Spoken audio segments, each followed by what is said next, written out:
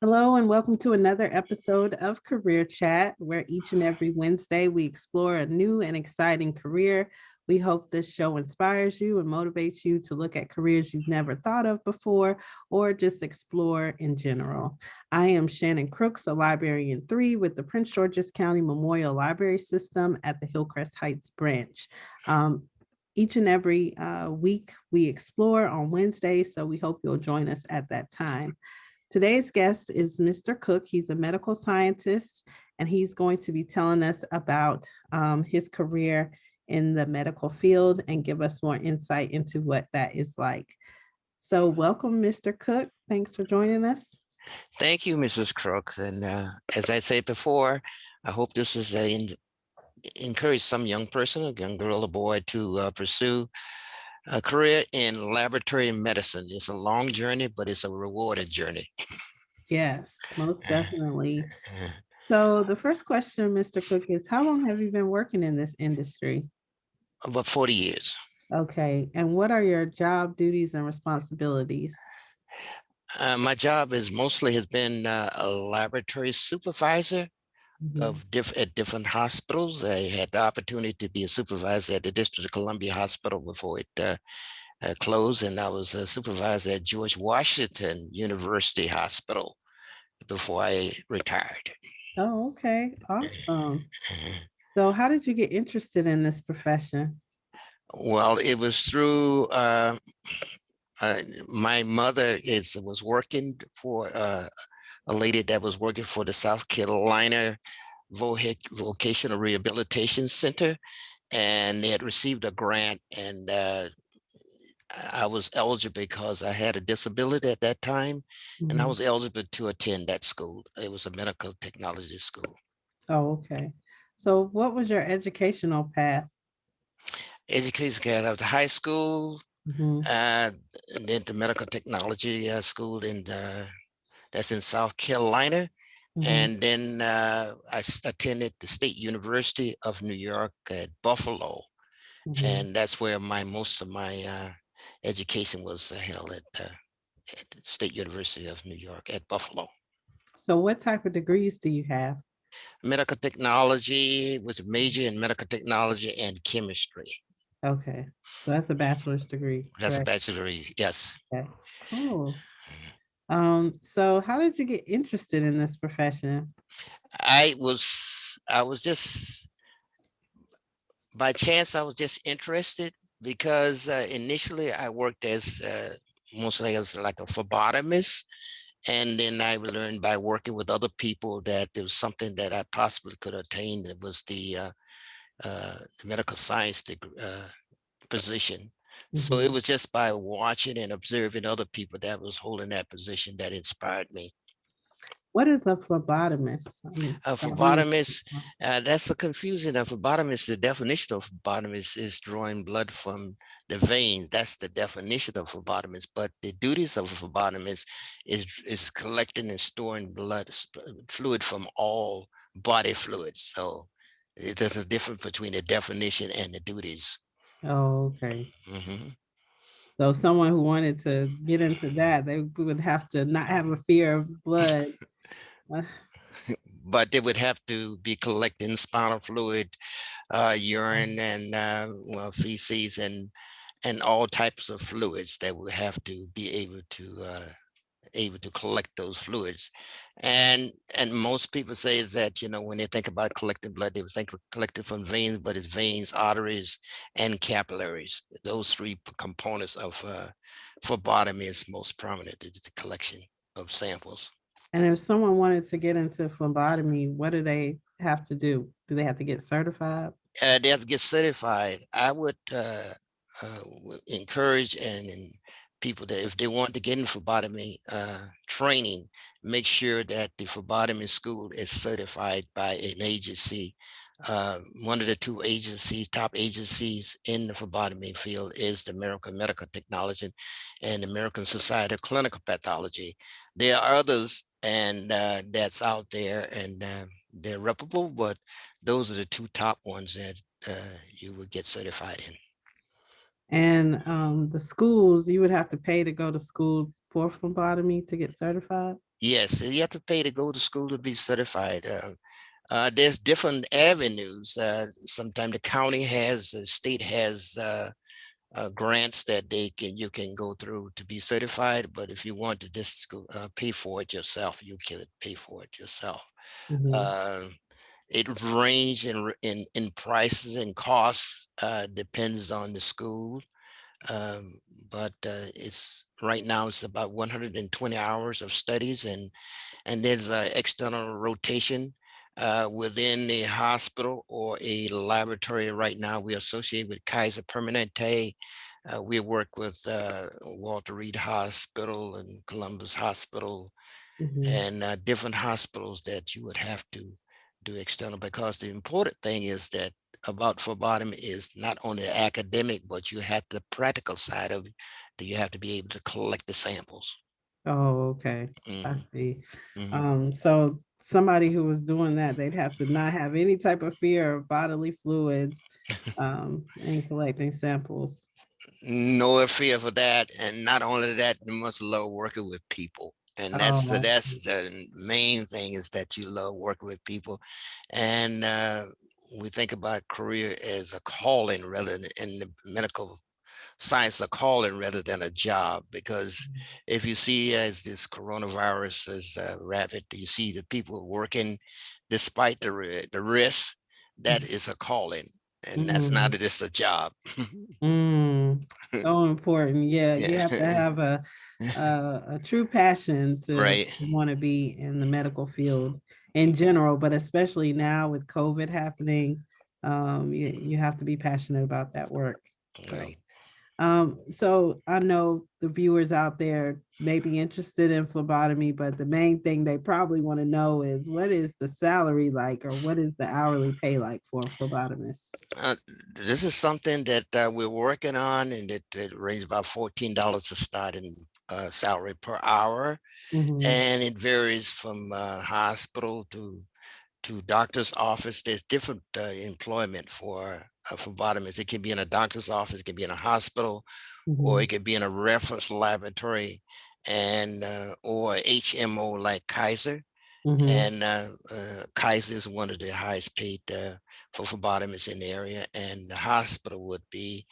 And you have to look at the benefits, and also with attached with that. Sometimes if the younger person doesn't care about the benefits, all that, caring about just the salary, then the Mm-hmm. salary might be higher, but the benefits are lower. Mm. So Mhm. what's the difference between a phlebotomist and a certified nursing assistant? A certified nurse's assistant, Mm-hmm. a phlebotomist would be able to collect the samples, Mm-hmm. and be certified to collect from those three areas that I just named: the veins, arteries, and capillaries. Mm-hmm. And a nursing assistant might not be qualified to do that, and vice versa. There's some things the nurse assistants will not be able to do, would be Mm-hmm. able to perform, that the phlebotomists. But the phlebotomists are now getting involved in blood pressure and temperature and weights and all that. They're getting involved in that. That's something that the nurse assistant might be involved in. They're trained phlebotomists now to do blood pressures, Mm-hmm. temperatures, and weights, and that things like that. Some primary things that the doctor office might be asking or requesting. Mm-hmm. Yeah, because I typically hear people going for certified nursing assistant certifications versus phlebotomy. And then maybe some people who are listening may have heard of certified nursing assistant, but not phlebotomy. So I wanted to kind of distinguish the two. Okay. Mhm. Okay, so back to your career, Mr. Cook. How much time did you invest into getting to where you are now? A lot of time. One of the things that I had to sacrifice is some of the things that I love is football, Mm, and I had to put medical science at the top of my agenda, mhm, A- and uh, and and I would encourage someone that to pursue medical sciences or any field in the medicine, that their gender arrangement has to be uh, changed, and that they can't spend so much time on activities that they might love, Mhm. that because you might I've attended conferences and reading and continue education is very important in Mhm. medical science because what happened even 2 or 3 years ago might be different today. So this is the advantage of belonging to a certified agency because they offer you a catalog every 2 or 3 months that updates you on new techniques and all that. So uh, you have to be all to get into medical science. You have to be sold out to medical science, and and the continuing education is very important. Mhm. Mm. Yeah, dedication really with all fields is, you have to invest the time, so you can get the outcome that you want, whether it be studying or, doing internships or Right. working with various people to learn your craft so that you are really prepared when you go out into the working world. Yeah. Um, so what kind of obstacles did you face throughout your career?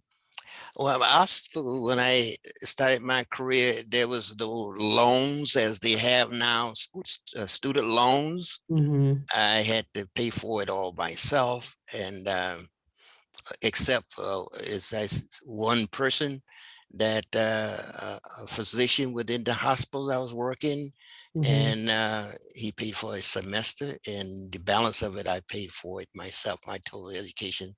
So the good thing is that when I finished, I didn't know to go to school or anything because I had paid for it myself with working and when I just set aside the money to pay for the schooling, the books and the classes. Hmm. I always say that that was my career, but it's thankful that they have that young people have loans and avenues that they can pursue Hmm. to pay for their education. They give them more time, and they won't get so exhausted. By the time you get to the end, you're so exhausted from just working and going to school that you don't Hmm. want to go any further. Hmm. Sometimes because of the trials and the tribulation that you've gone through. Hmm. That's an important point. So, viewers, if you're thinking about, going to school for whatever field, you're Mhm. looking into, really trying to plan it out financially. Is this something that you can afford to pay for on your own? Do you want to explore loans? Are Right. there loans available Mhm. for you to explore? And do you qualify for those loans? Sometimes there's scholarships. Sometimes schools will, depending on where you work, there's some places or employers that will support paying your student loans back or at least a portion of it. So really weigh your options before you consider school. And then there's some professions that are in high demand. I'm pretty sure the medical field is in high demand right now just because COVID is going on. They may offer some type of incentive for you to go back to school so that they can hurry and get you into the medical field and start working because they need people in that field. So just do your research and see what's out there before you sign up for any program would be my recommendation. Um, so, Mr. Cook, what advice do you have for someone wanting to do what you do? I would say that the advice is that depends on their status in life. If they're Mhm. single, then you don't have to consult anyone. You just sign up. But if you have a spouse, I would make sure the spouse is on board Mhm. with the program, and also the even family members or friends that are on board, because people don't understand times that you might have to go to the library, you might not be able to associate with them, you might not be able to gather with them. But if they know that you are pursuing the mental laboratory science or whatever, they they'll be more considerate. They can say, well, he must be studying or whatever, and you don't Mhm. have to explain to them when you meet them again. So I would make sure that everyone's around you is aware of what you're doing, and don't be afraid to even the co-workers and people that you're associated with aware, because they might have tips or suggestions that might help you. Mhm. Yeah, Mhm, building a support system is so important, mhm, when you're going back to school or mhm, even, when you're exploring a new career or job, you may need someone to support you. If you got kids, look after your kids. Or, like with your spouse, maybe cook dinner if you can't do it certain nights, but just kind of rallying around your support system to let them know what you need during this time so that you can be successful is extremely important, especially if you're going to work, like you were talking about earlier, and go to school. yes. That can be a challenge in itself, not to mention if you're married or if you have Mm, kids. In addition to that, you're going to need your support system to rally around you to help you with some of those things so that you can be successful. Because there may be times where you have to just focus on studying, or times when you have to go to the library, or times when you have to meet with other members of your class to be able to do projects. So having your support system there to understand what you may need is extremely important when you want to go back to school or pursue something new. And addition thing, Mrs. Crook, that then associate with, want to drop some of your old friends, but associate with people that have like goals as you, that Mhm, I experienced that I started studying, I started associating with some of the people, some of the students was in the medical school, mhm, and it got me in trouble because the library closes at 12 o'clock, and sometimes I would come home at 5 o'clock in the morning, and mhm, then that wasn't good for a married man to come home at 5 o'clock in the morning because the library only closes at 12. mhm, But it I was on the honor roll also for that time mhm, because I was with people that really had interest goals that was like mine. So I would mhm. advise them to find people that have some goals that you are similar to what you are studying for.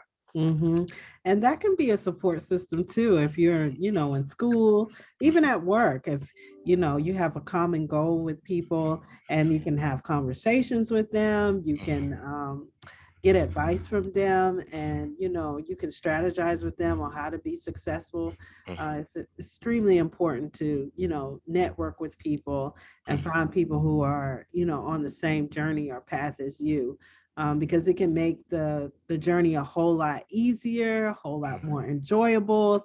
mhm, And then when you're working with people who are like-minded, as you said, they mhm, can understand some of the struggle, that you're going through, and mhm, help build you up and motivate you to keep going. Because I know when I was in school and working at the same time, there was many a times when I was like, what am I doing? Should I continue? This is getting a little bit rough. And then I might call a classmate and, mhm. they'll say, hey, you can do it. That's true. Mhm, Here's a strategy that worked for me. Maybe it'll work for you. Or have you considered this or that? So it can be very, helpful to have people who are going through the same thing you're going through to support you. So important. The next question is, where have you worked within the industry? as I said, I work in when I graduated from the State University of New York at Buffalo. Mhm, I actually, with the help of a pathologist, Dr. Vernon Smith, I'll never forget him. He was supported. I needed a pathologist to be as a director.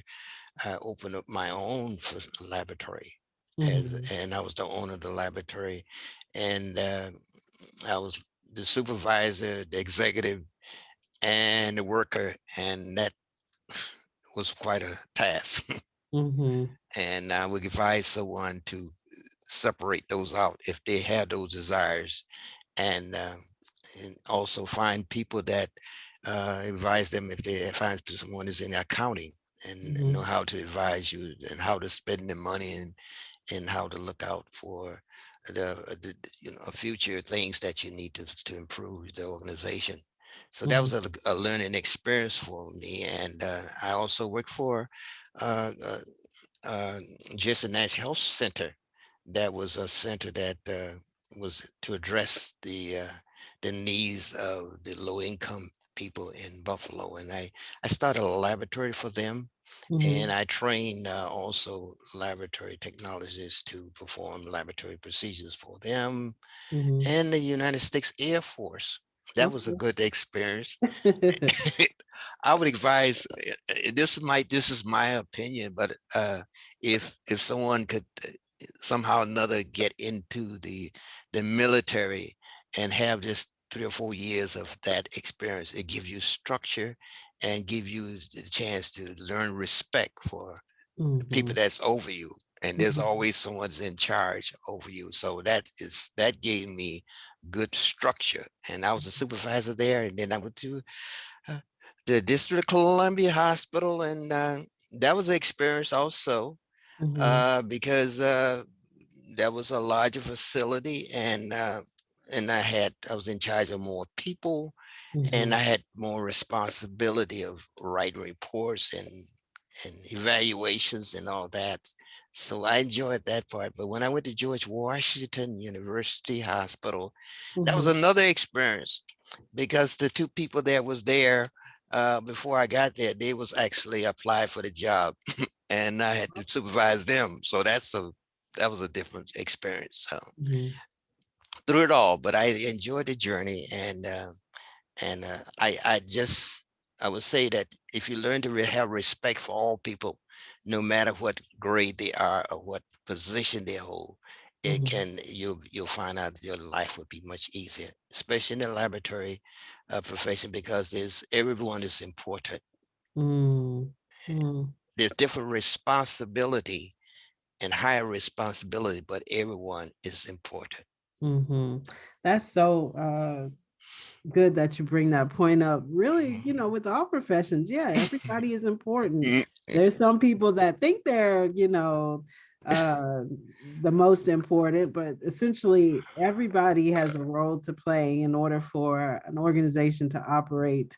And just if you're working in a position that you may not be comfortable with, mm, take pride in that position. Like Mr. Cook has said, be mm, respectful of others, mm, learn how to build relationships with your coworkers, be able to communicate with them in a positive way, and just continue to do the best job you can, because you can take some of those skills and transfer them to the next job and the next job after that. mhm, As you said, each job was an experience. You learned something different and you took it to your next position.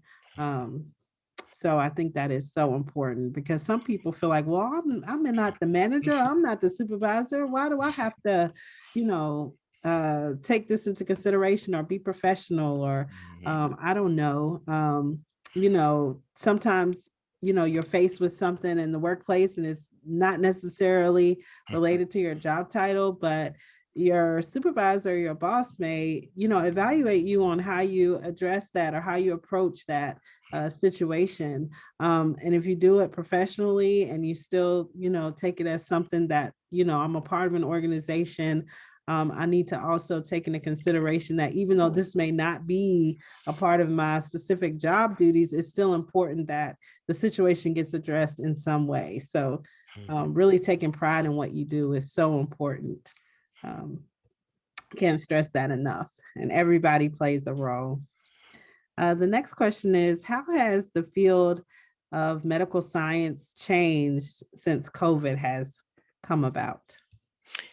That's changed in that, and I don't want to get too technical here, but the change is that we have learned more about the basics of, especially in testing, and and and for a long time in the laboratory medicine, we had what you call screening and Mhm. also confirmation. Those two words, screening and confirmation. And as soon as I hear about COVID-19, and they say they have a new test for it, and then they say it's a screening test, then I be thinking about I get big words, sensitivity and specificity become up in my mind, how specific it is and how sensitive it is, and you're more aware of just how reliable these examinations are.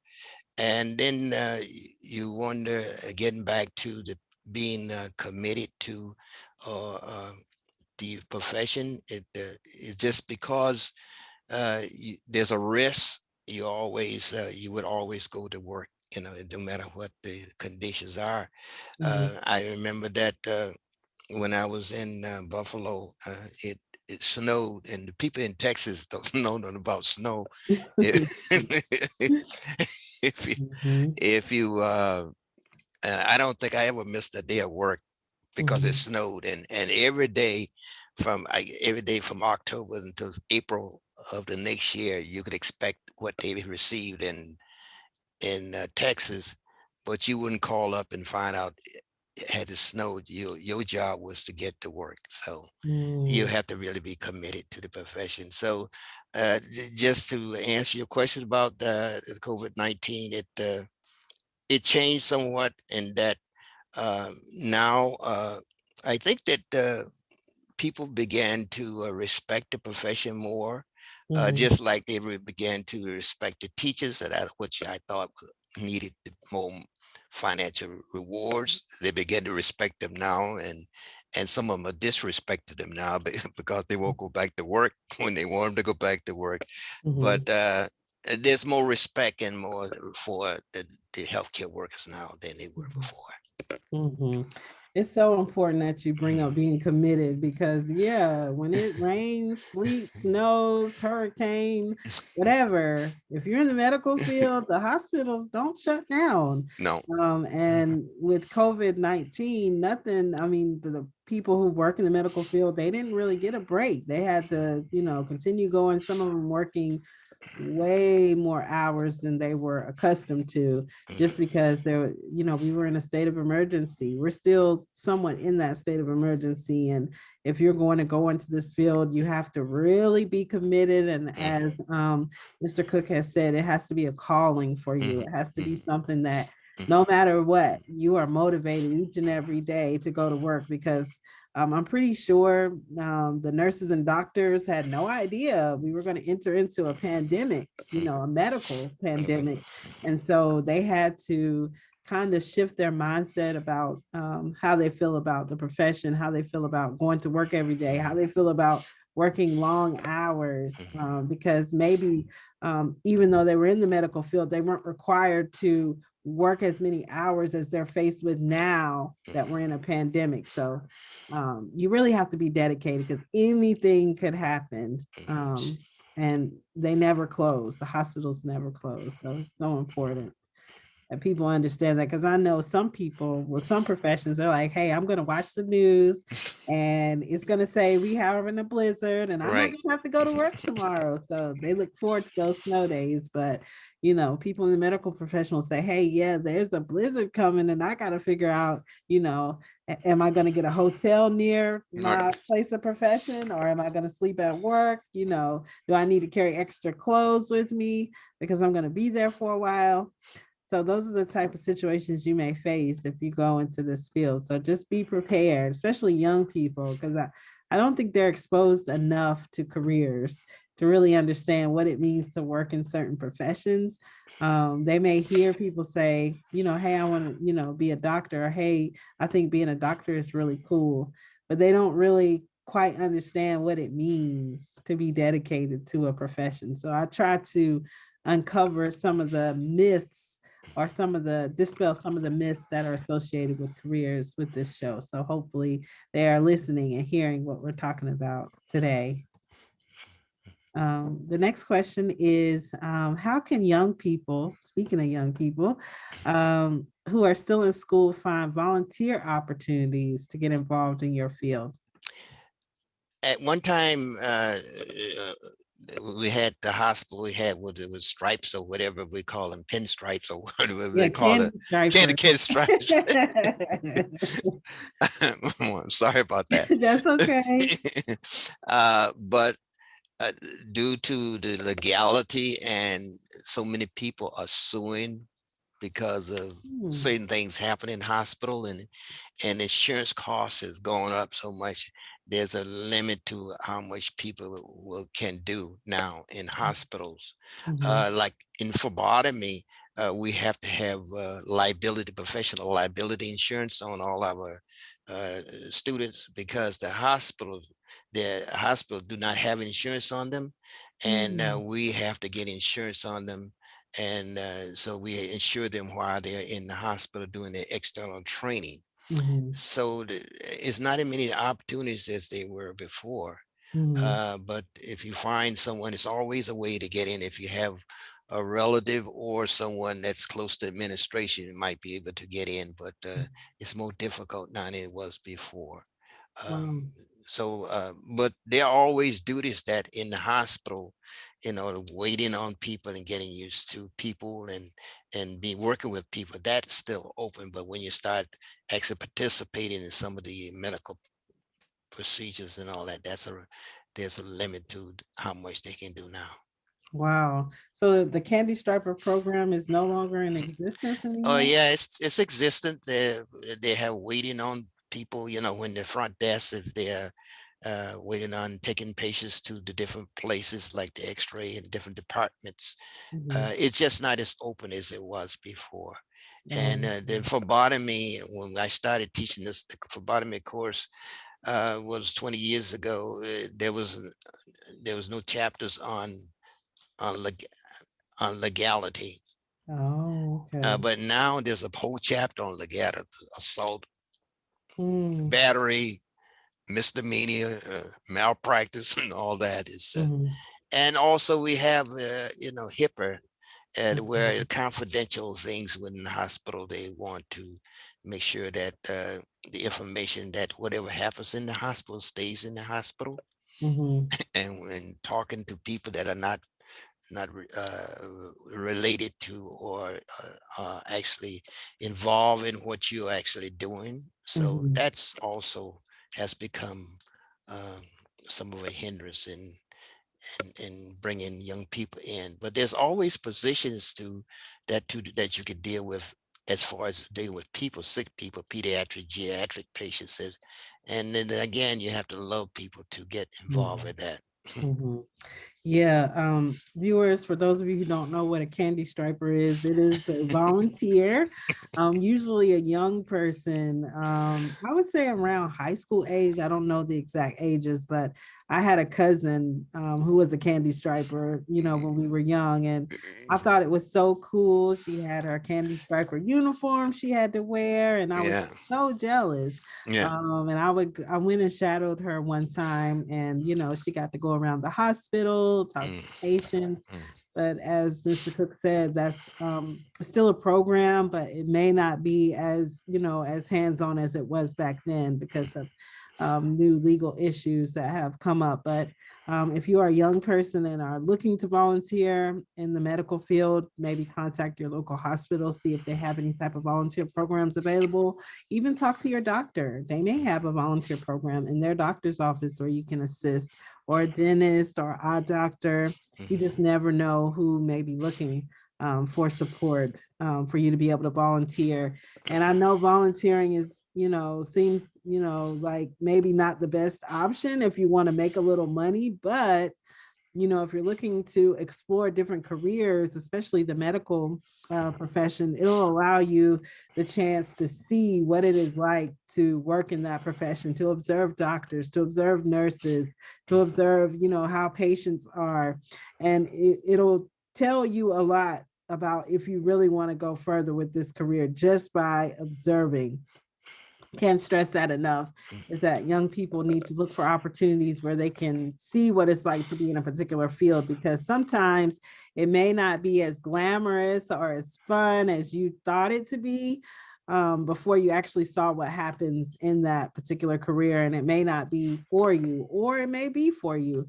But if you haven't observed or seen what it's like to be in that field, and then you go further with the education for it, and then get out and start working in it, and then realize, hey, this was not for me because I didn't realize X, Y, and Z happens in this particular career field. You could have saved yourself a little bit of time, effort, energy, money, education, if you had just done some observations, some internships, or gotten some experience to see what it's like to be in that particular field. So that's so important that young people really take advantage of any type of volunteer opportunities.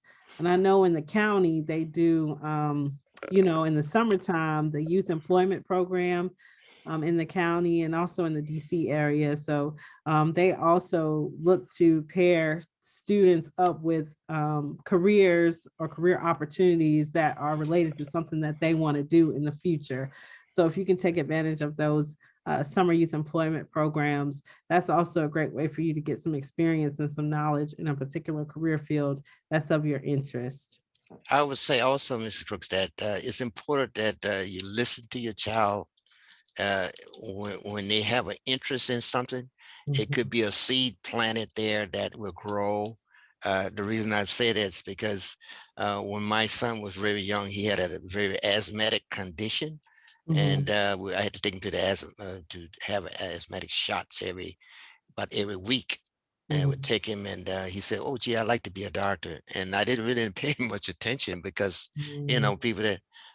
But now, after that, now he's an orthopedic surgeon. Oh, wow. Yeah. So, uh, it that seed was planted a long time ago, and we have to pay attention to your children, especially if the seed is there. That means they have an interest, and you Mhm. can nurture it, and it begins to grow. Yes, so true. There's a lot of young people who, at a young age, they know exactly what they want to do, All what right. they want to pursue, and yeah, they have that conversation with their parents, and their parents have to be willing to say, "Hey, this is something they want to do. Let me see where I can help support them All and right. finding opportunities." Even as an elementary and middle school student, Mm, you can start to work with them to find ways to introduce them to that particular career interest.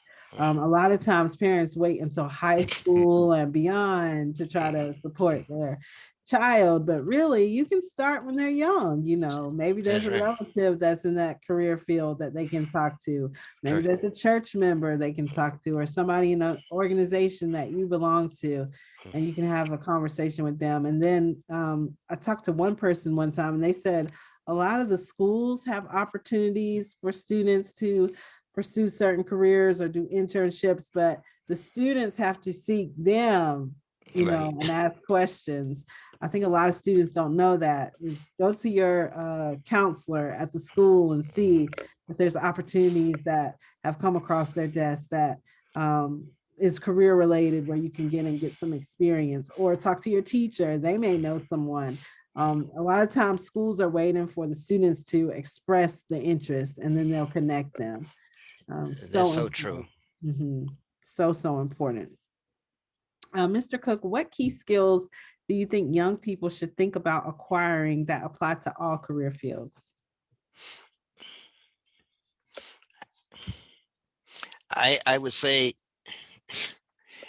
English, which which was my subject I didn't care that much about, because you could use it in all forms, and Mhm, especially when you leave high school and go to college, you at some time you're going to need that English to actually pass some of the courses, mhm, as it- and if you're going into the medical field, the biology and the algebra, and and some of the some science that you would pursue. mhm, But I go back to one of the most influential people persons in my life is my high school teacher named Mrs. Kershaw, mhm, and she was my English teacher.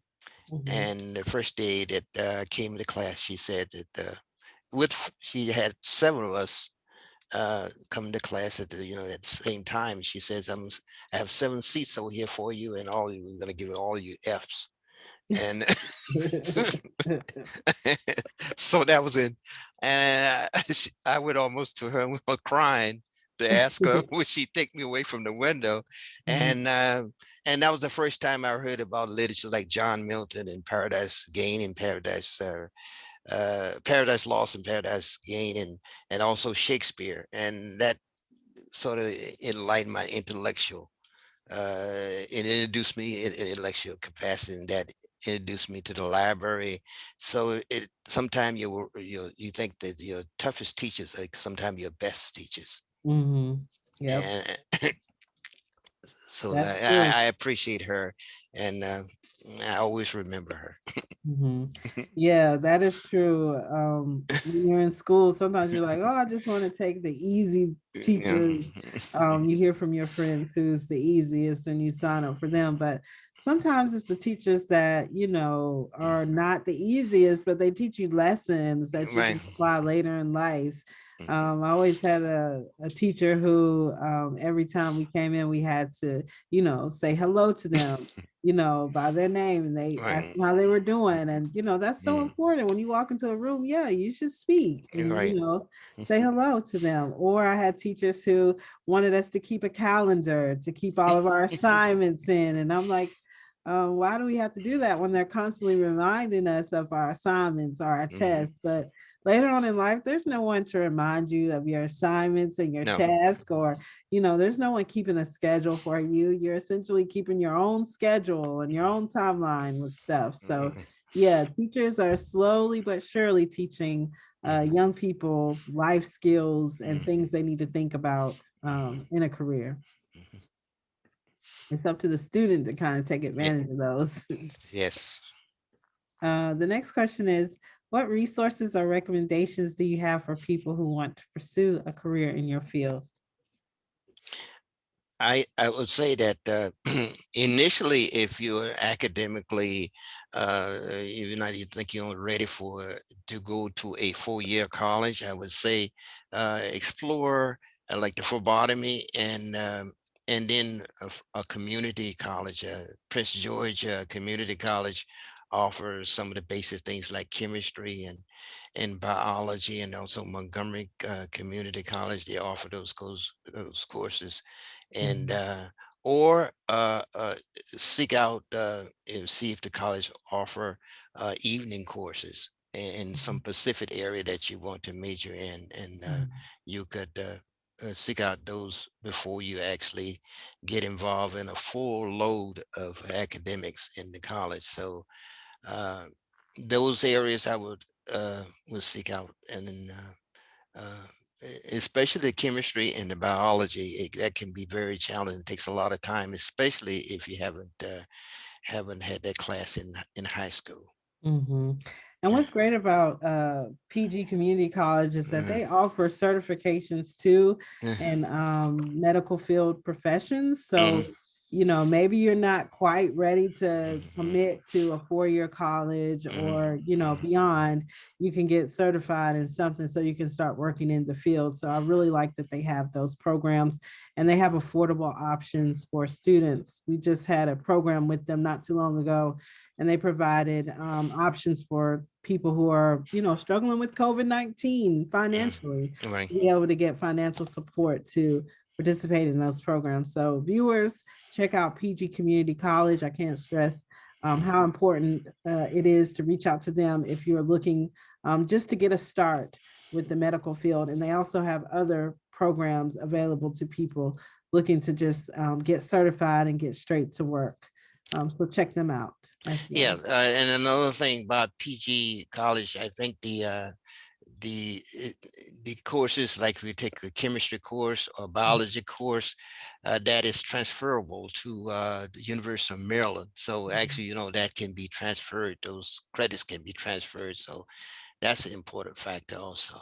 Yeah, that's a great point. Mhm. I don't know if our viewers know, but sometimes when you go to a school and Mhm. you take a course and you say, okay, I want to go somewhere else, you might not be able to Mhm. transfer those credits or those classes. And so you kind of miss out Right. on getting credit for those and may have to retake the course. So Mhm. keep that in mind.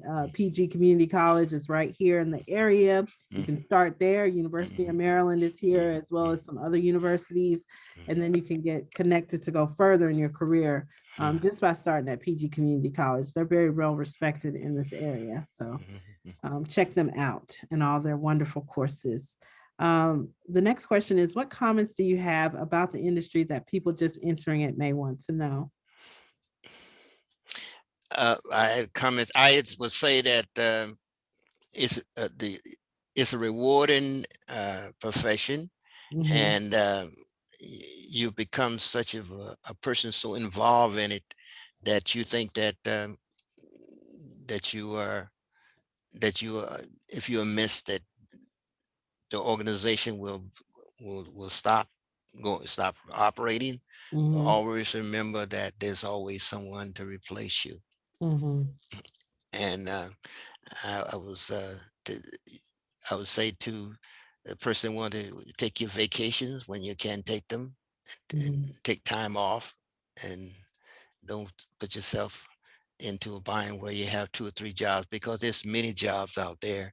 When you Mm-hmm. become qualified, you can work around the clock, Mm-hmm. but make sure that you take time off to for other things besides the profession, and then you become a better and a more enjoyable. It becomes a more enjoyable profession by be a more rounded person Mm-hmm. than just a very focused person on laboratory medicine. Yeah, work-life So, balance is yeah, important. Yeah, yeah, taking that time off. yeah. I talked to several people about this that I always used to laugh at people who schedule their vacations for the entire year before the year got started. I was like, well, I don't know what I'm going to want to do in a few months. And how do they know when they want to go, where they want to go for the whole year? And now I understand the importance of scheduling those vacations, having that time off, planning it out.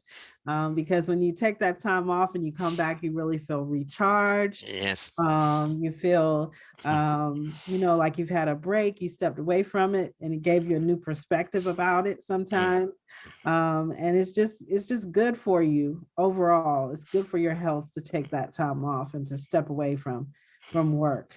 Um, yeah, so important.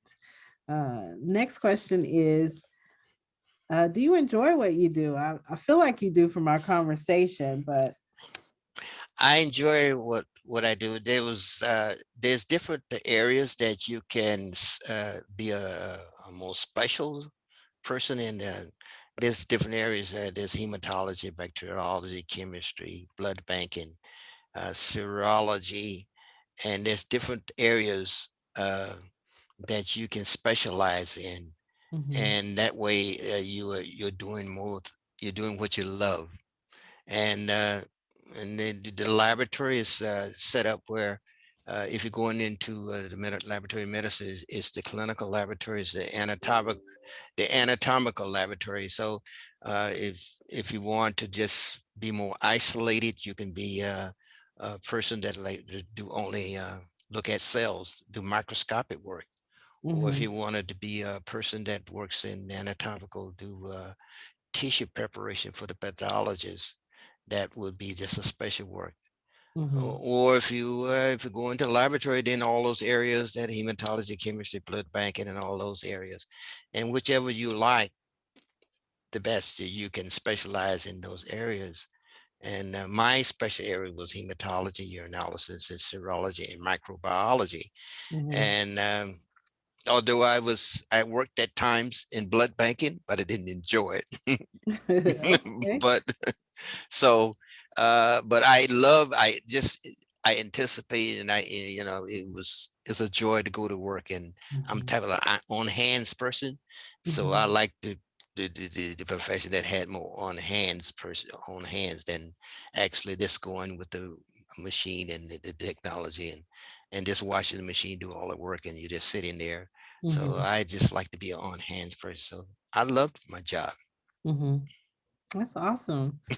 The last question is for me.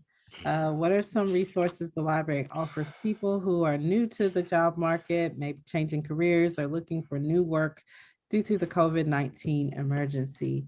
Well, you can visit us on our website at pgcmls.info. You can visit our online library, and there you will find various job resources in the jobs and careers section. You can work on career assessments to see exactly which career field is right for you. You can search for jobs, create resumes, and also get expert feedback and receive interview tips from a live job coach on the Job Now section. There's also resources for veterans to navigate the Department of Veterans Affairs. Uh, High school students, you can prepare for college by doing a college entrance exam. If you're looking for employment, there's several ways to search on our website with our resources. And there's also guidance to discovering your interests finding schools and programs such as Prince George's Community College and several others, and searching for so much more related to careers. So visit us 24 hours a day, 7 days a week at pgcmls.info. Use your library card number to access the resources directly. If you are a PG County student, you can use your student ID card as your library card, and the last 4 digits of that ID number is your PIN number. So please access our resources on our website. Right now, we're not open, but we are doing curbside service, so take advantage of that if you'd like to check out resources. Mr. Cook, it was a pleasure to talk to you today. Learned so much about medical science, and I know our viewers did too. Well, thank you. And I just like to say to anyone that's interested, they can do this, even well, I shouldn't say from a phlebotomist to a pathologist, but you can do this. Mhm. If you make up your mind, and it doesn't take a very a genius to do it, you can do this. Just to dedicate your time and your resources, and it can be done. It might take a little bit longer, but you'll get to your goal if you keep trying and keep pursuing. Yes, so true. Thank you for sharing those words of wisdom. Viewers, thank you for joining us. Please join us each and every Wednesday at 3 p.m. as we explore a new and exciting career. Again, I'm Shannon Crooks, your host with the Prince George's County Memorial Library System of the Hillcrest Heights branch. Thank you for joining us, and I hope to see you next time. Good luck on your career journey and stay safe. Thank you. Thank Bye. you. Bye bye. Bye.